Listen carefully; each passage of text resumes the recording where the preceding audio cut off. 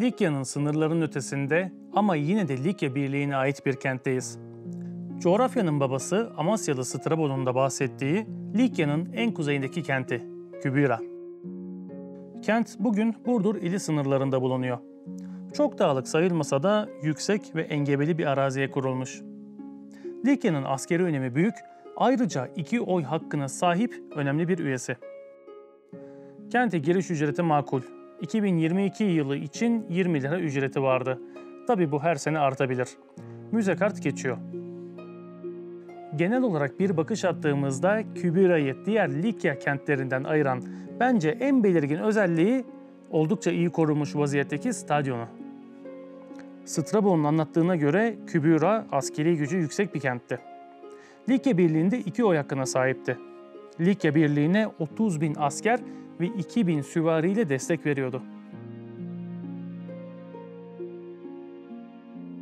Kentte ilerlerken ilk karşılaştığımız yapı yukarıya doğru boylu boyuna uzanan nekropol yolu oldu. Yolun taşları yerinde olduğu gibi dururken aslında dikkatle bakıldığında yol bloklarında kullanılan taşların devşirme, yani başka yapılardan alındığı dikkat çekiyor. Bunun sebebinin de milattan sonra 417 yılında gerçekleşen büyük deprem sonrasında diğer binaların yıkılmasından kalan taşların bu yolun inşaatında kullanılması. Yani yıkılan binalardaki taşları almışlar, bu yolun inşaatında kullanmışlar. Burası kent merkezine çıkan nekropol yolu. Sağlı sollu lahitleri görüyoruz ama bunlar alıştığımız Semerdem kapaklı Likya lahitlerine benzemiyorlar. Bunun yerine biraz daha yassı kapaklı o tipik Roma lahitlerini görüyoruz. Bunlar Olimpos antik kentindekilere daha çok benziyor. Zaten Olimpos antik kentinin de çok da Likyalı olduğunu söyleyemiyoruz. Burası nekropol yolu olsa da kentin nekropolü aslında sadece burası değil. Nekropol, Kübira'nın çok geniş bir alanına yayılmış durumda. Kent merkezine doğru ilerlediğimizde bizi ilk olarak stadyum ve girişindeki Roma hamamı karşılıyor. Hamam oldukça gösterişli görünüyor. Stadyonu gördükten sonra böyle bir stadyona böyle bir hamam yakışırmış dedim. Ancak hamamı gezemiyoruz, içerisine giriş yok. Çünkü henüz kazısı yapılmamış. Stadyonun yanında hamam olması da aslında çok normal. Sporcuların hamama ihtiyacı vardı. Zaten antik kentlerde cimnazyum ve hamam genelde aynı kompleks içinde olurlar. Etrafı incelediğimizde hamamın su hatlarına ait boruları görebiliyoruz. Stadyona giriş hamamın olduğu anıtsal bir kapıdan yapılıyor.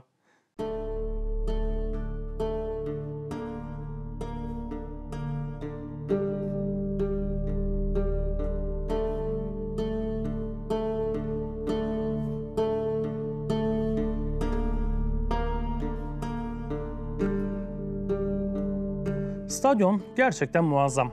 Yaklaşık 13.000 kişi kapasitesiyle 200 metreye varan uzunluğuyla kentin en büyük yapısı. Aynı zamanda da en sağlam kalan yapısı.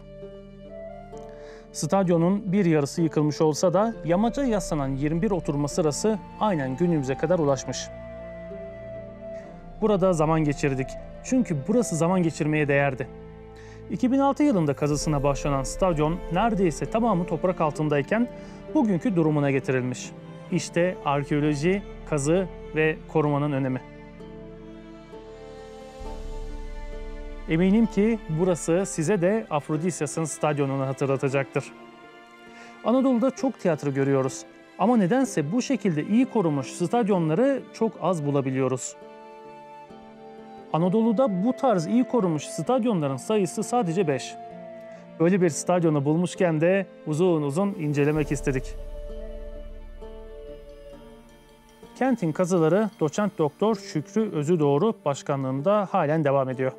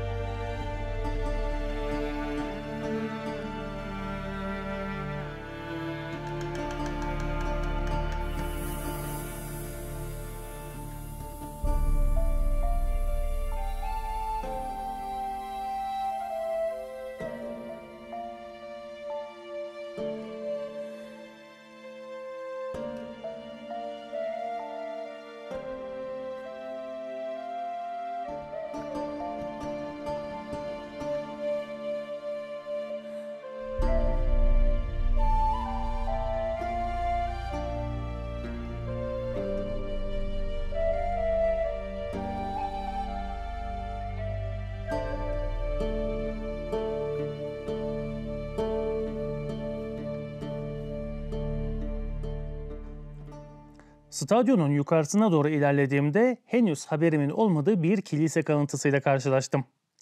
Burası Bazilikal Kilise olarak adlandırılmış. Gayet güzel bir şekilde kazısı yapılan bu alan gerçekten ilginç. Bu kilisenin içinde hem sanduka mezarlar hem de lahitler mevcut. Bu şekilde burada çok sayıda mezar bulunmuş. Ama bence bu kilisenin mimarisindeki en dikkat çekici husus buradaki desenli yer döşemeleri.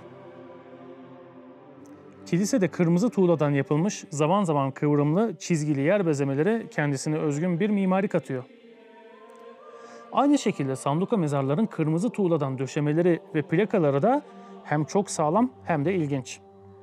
Bakalım bu kent bize daha neler gösterecek.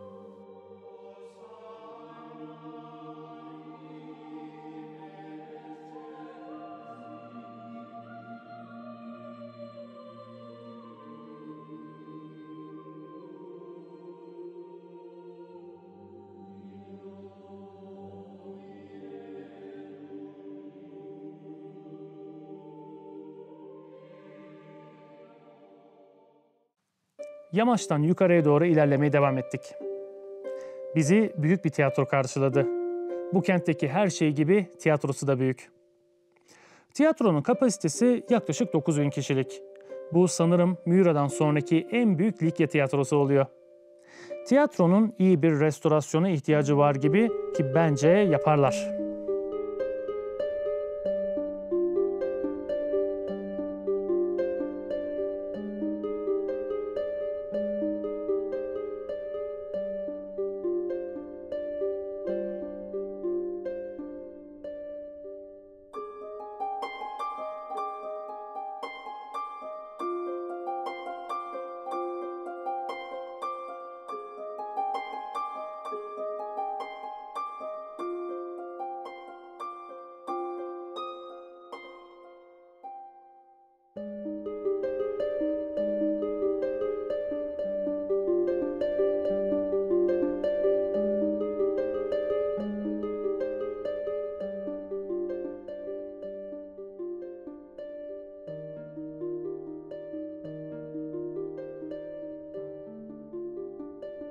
Tiyatronun hemen 100 metre güneyinde gayet büyük ve sanatsal bir yapı daha var. Odeon. Odeonlar müzik dinletilerinin yapıldığı tiyatrolara göre daha küçük yapılar.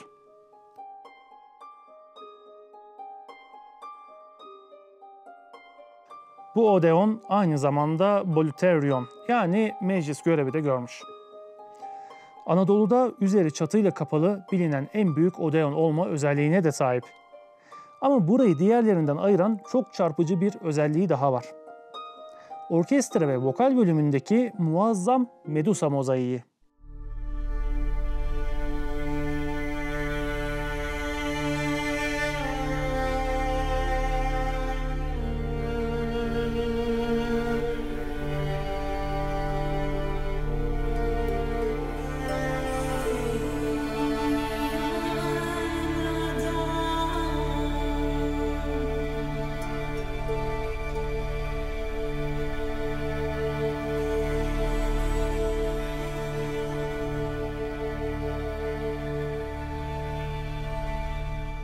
Medusa mozaiğini eminim çok yerde görebiliriz ama böylesini göremeyiz. Bu Medusa kesme mermer parçalardan yapılmış. Diğer mozaikler tek parça hani sanki piksel piksel işlenir gibi yapılırken bu Medusa çok farklı bir teknikle renkli mermerlerin birleşimiyle yapılan oldukça etkileyici bir eser olmuş.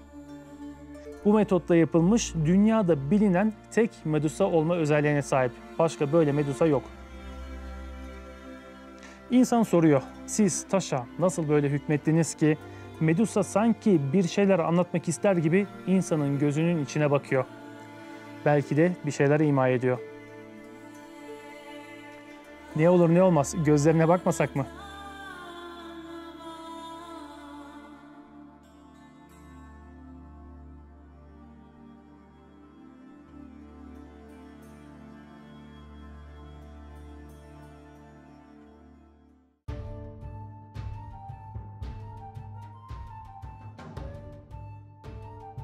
Kentin biraz yüksek kesiminde Tolos yapı yer alıyor. Buraya orijinal merdivenlere tırmanarak çıktık. Burasının yuvarlak planlı bir çeşme ve su taksim yapısı olduğu belirtilmiş. Bana çok ilginç geldi. Bu tarz yuvarlak yapıları Knidos ve Kaunos kentlerinde de görmüştük. Ama bunların işlevleri daha farklıydı. Knidos'taki muhtemelen o meşhur çıplak Afrodit heykeline ev sahipliği yaparken Kaunos'taki bir ölçüm yapısı olarak kullanılıyordu.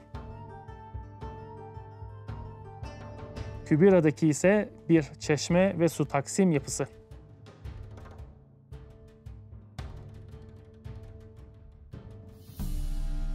Kübira'nın agorasını da gezmeden olmaz. Kentin belki de en işlek yerleri. Agora'ya girdiğimizde sağlı sollu Korint sütunlu stoaların ortasında ilerliyoruz.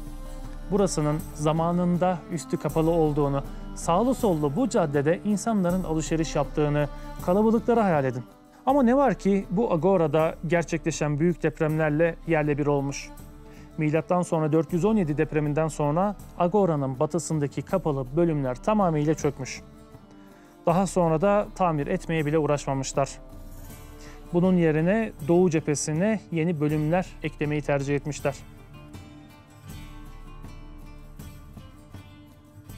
O da ne? Bir canlı balık havuzu.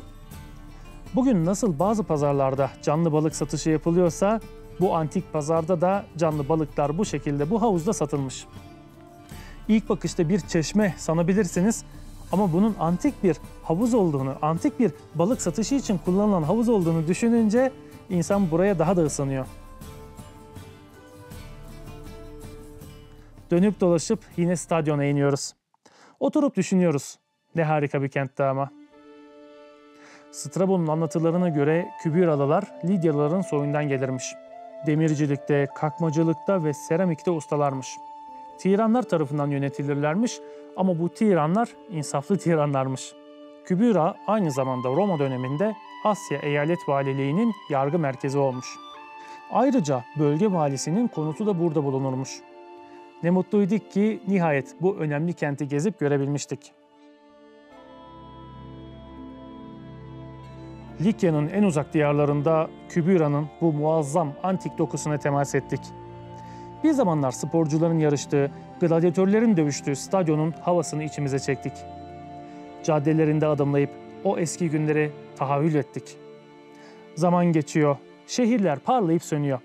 Ama geriye işte bu izler kalıyor. Bu güzel kenti gezip sizlere de göstermeye çalıştık. Hislerimizi sizlerle paylaşmak istedik. Kübira bizim için unutulmazlar arasına girdi. Umarım sizler için de güzel bir seyir olmuştur. Yapımlarımıza siz de destek olabilirsiniz. Bunun için katıl butonu ve süper teşekkürü kullanabilirsiniz. Desteklerinize bu tarz videolarımıza devam edebilmemiz için ihtiyacımız var. Bir sonraki videoda buluşmak dileğiyle. Arkeoloji ve doğayla kalın.